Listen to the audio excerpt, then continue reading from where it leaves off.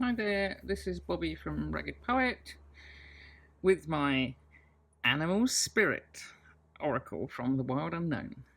And I just want to show you the beautiful packaging before I undo it, because look at it. I mean, I got the lovely contains magic box that everyone else got, but look at this amazing stretchy I don't know if it's print waste or something packaging that goes so with the animal snaky skin, and the zebra I say zebra, you say zebra, wrapping paper, yeah, yummy yummy yummy, and the snaky skinny stuff. Okay, so I'm gonna get rid of that, and the card, the Wild Unknown Animal Spirit, which can go there on the altar.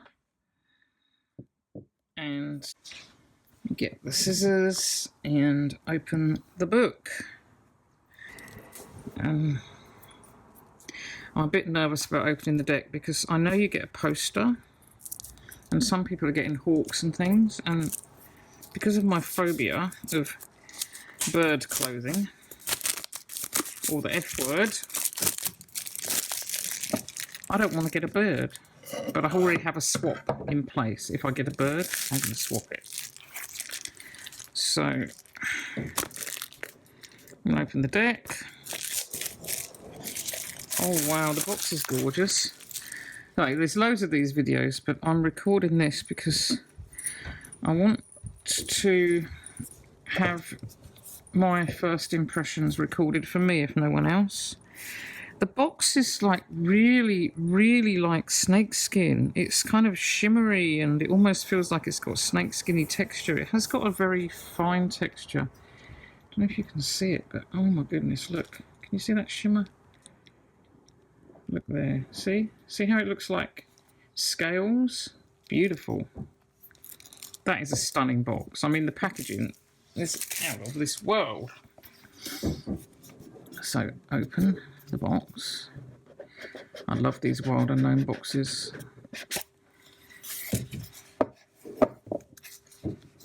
And the ribbon. I love the ribbons. So here we go. Here we go. Here we go. Here we go. Here's a leaflet. Am I going to look? What am I going to get? What am I going to get? I got the swan. Oh, it's not too bad. I got a bird, but I might swap it. I don't know. Swans are pretty nice. Ironically, it was, I think, one of my mother's grandmother had her leg broken by a swan. I'm not sure if that's what started this phobia in our family or not. I don't see how it can be, but who knows. But my mum did her best not to pass it on to me, but it did get passed on to me. And as I said, it's not of the actual bird, it's of their clothing. So everyone's shown this before, but this is basically the guidebook with the 4 elements. Creatures of the field and forest for earth, creatures of the oceans, rivers and lakes for water, creatures of the desert and grasslands for fire, creatures of the sky for air, and creatures of the ether for spirit.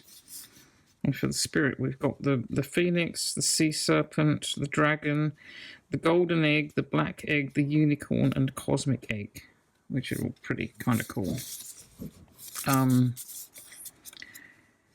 And the card backs. Oh my god, the first one you get is the cosmic egg, and it's got a shiny look. See how that changes colour? I love that card. I would love that for a poster card. I just love snakes and everything snaky.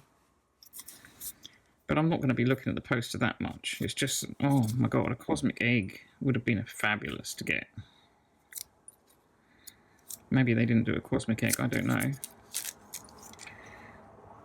Oh, and inside the box you've got the 5 elements again. Earth, air, fire, water and spirit. And I love the ribbons. And then the cards, so let's have a look at the card stock. It is a bit different to the Wild Unknown. It has got a kind of little bit of a shimmery thing going on back, but I think they're beautiful. It's nice. It's thin compared to the Wild Unknown, but it's it makes it easier to shuffle. Although I'm no complaints about the Wild Unknown at all. I've got the original one, but the cards are stunning. I mean, I think they're way better in real life than anything I've seen online. That will definitely be a favourite. The Cosmic Egg, and I love unicorns, and that is just absolutely gorgeous. Looking to see if there's any effects on these, but the colouring is just perfect. It's just a perfect unicorn. And the black egg, again, gorgeous. Golden egg, which reminds me of Willy Wonka, the Chocolate Factory. The dragon. And look at the sea serpent. It's like the Oribus. Oh, I can't say that word, but you know what I mean. Brilliant. And the phoenix. Eagle. Now the eagle's a bit more F-wordy, like birdie clothing on display, which is not... I mean, I can appreciate the animal and the hawk, but they won't be my favourite cards, and neither will the peacock. It's beautiful, but it's not going to be a favourite card of mine.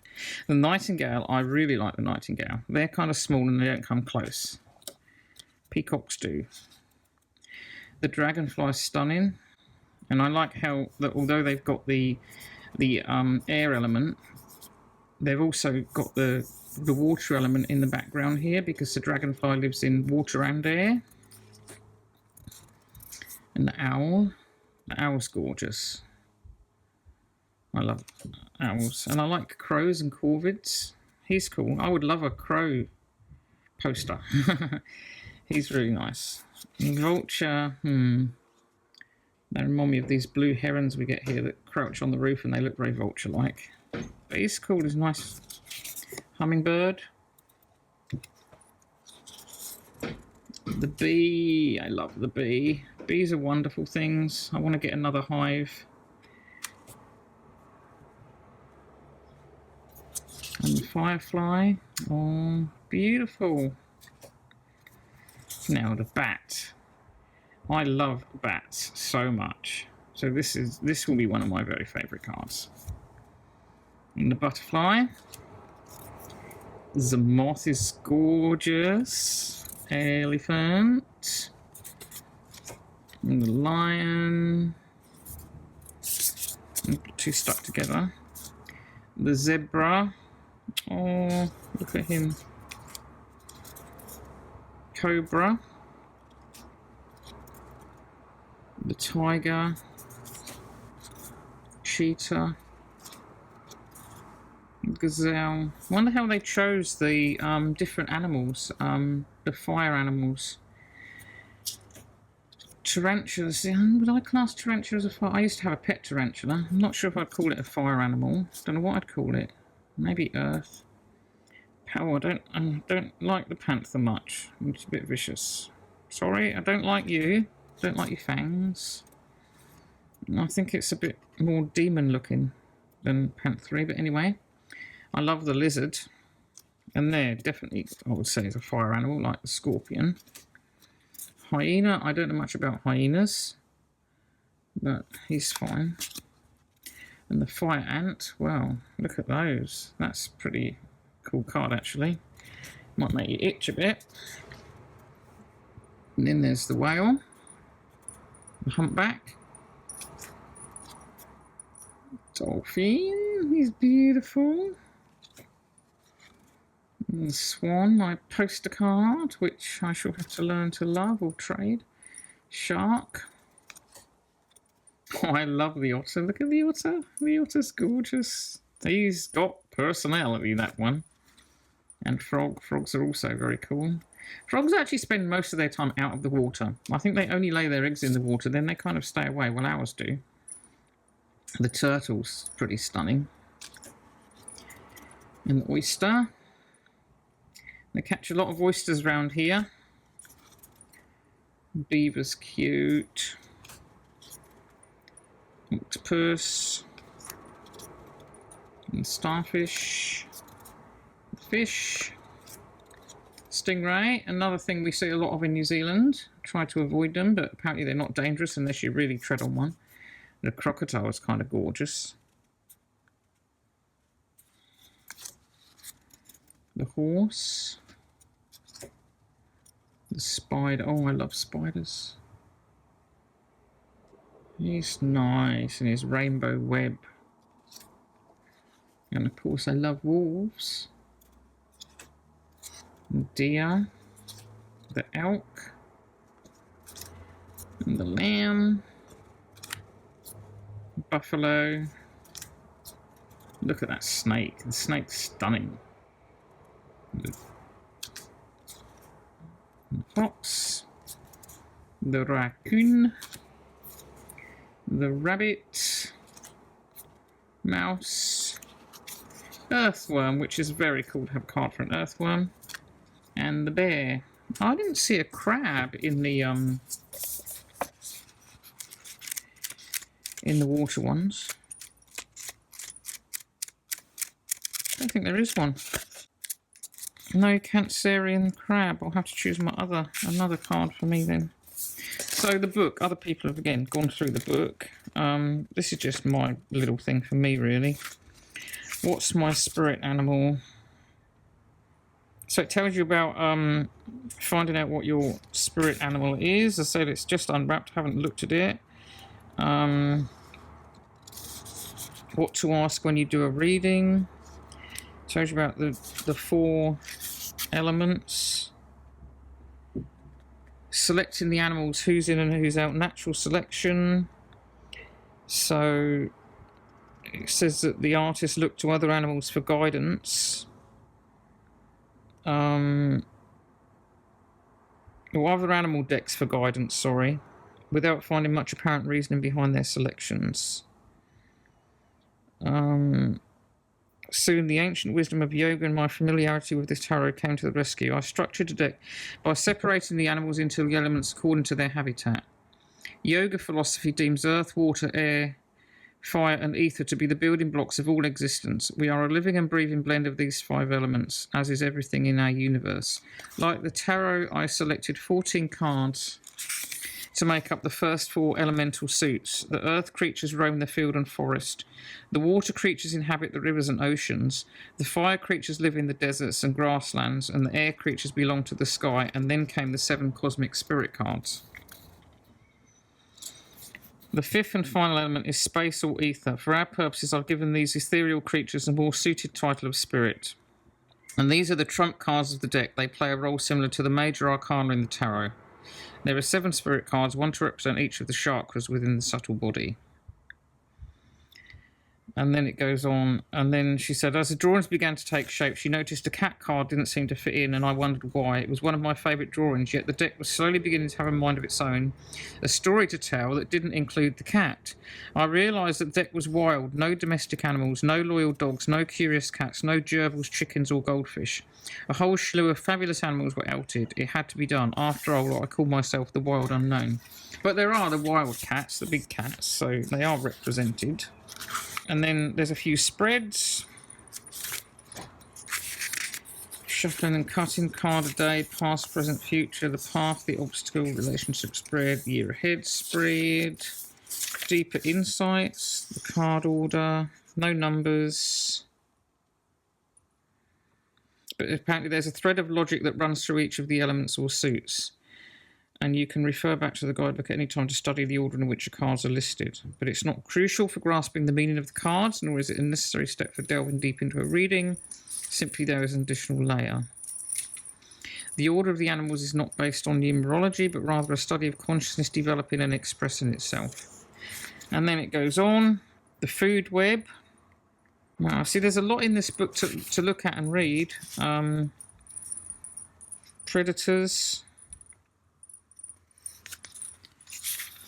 The nature connection.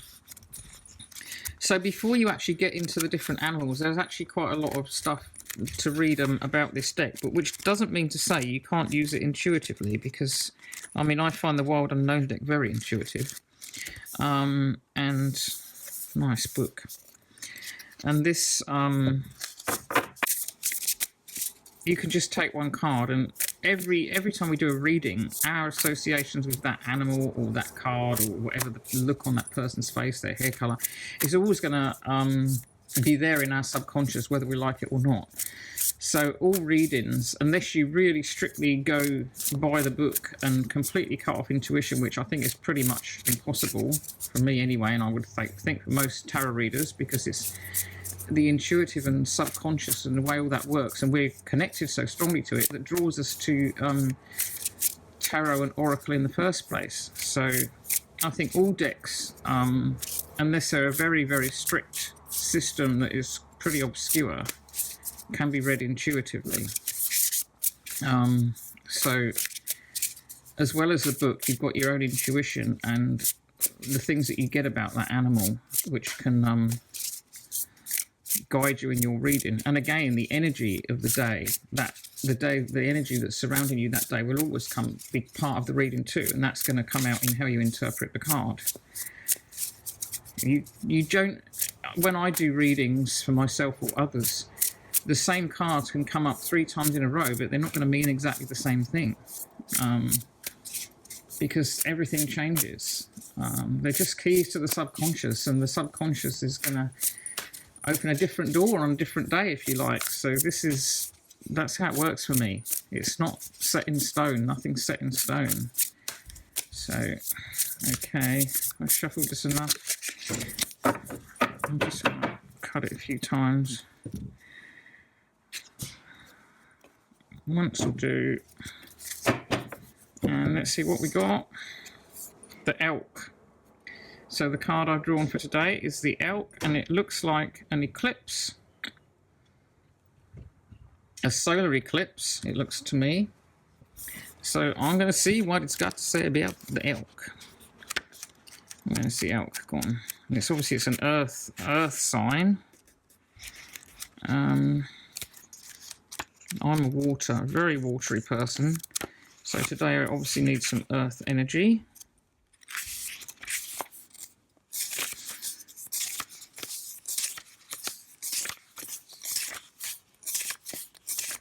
Here we go. Stable, resilient, headstrong, the father. The great elk represents the earth element in its masculine form.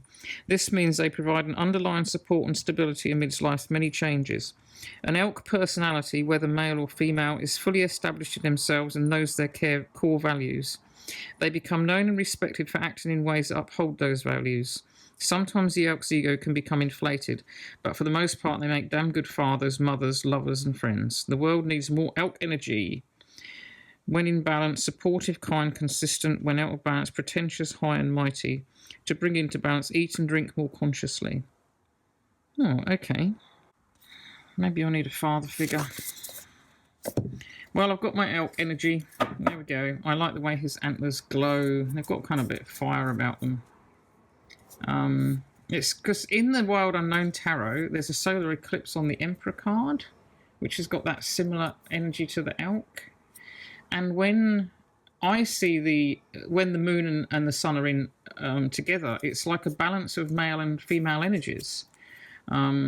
So it's like when they come together in perfect union, rather than one eclipsing the other, I kind of see it that they're in line, so they're in balance. So this has probably kind of got that balance. Like even in the card, it seems to have the fire and the earth thing going on. So there we go. That's my first impression and a quick walkthrough of the Wild Unknown Animal Spirit deck, and I like it very much. Okay, thanks for watching. Talk to you soon. Bye.